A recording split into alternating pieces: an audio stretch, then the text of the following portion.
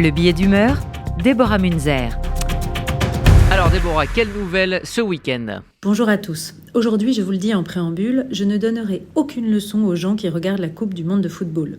Conditions d'attribution de cette coupe, ouvriers sous-payés, exploités et morts sur les chantiers pharaoniques, impact environnemental, la longue liste a été amplement détaillée dans la presse ces derniers mois. À ceci près qu'un sujet, lui, ne l'a pas suffisamment été au goût de certains dont je fais partie.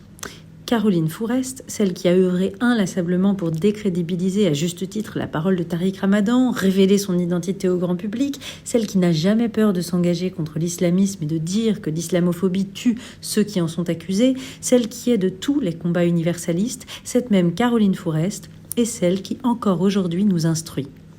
Le Qatar a prévu des tentes avec des prédicateurs. Ils sont à peu près 2000 qui ont été mobilisés aux abords des stades pour que ceux qui, désespérément, cherchent une bière trouvent finalement plutôt un prédicateur pour leur remonter le moral.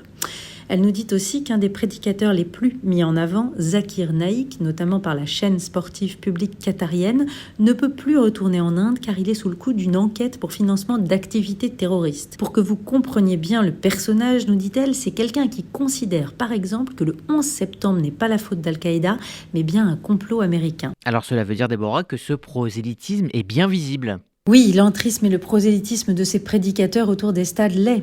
Mais je voudrais pour terminer vous parler aussi du média en ligne d'Al Jazeera, AJ+.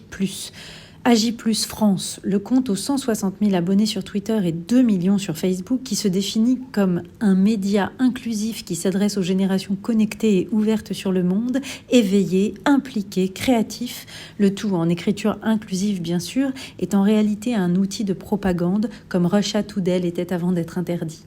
Un outil qui passe son temps à présenter la France comme un pays raciste, islamophobe et qui appelle au prix de milliers de contradictions et tout en douceur les jeunes à embrasser des causes pour le moins douteuses.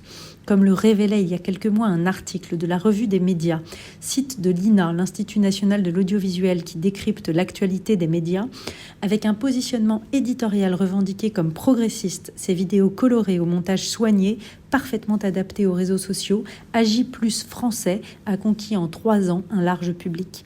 Elle renouvelle et élargit ainsi l'influence de l'émirat qatarien. Je veux donc bien laisser les sportifs en dehors de ça pour qu'ils jouent.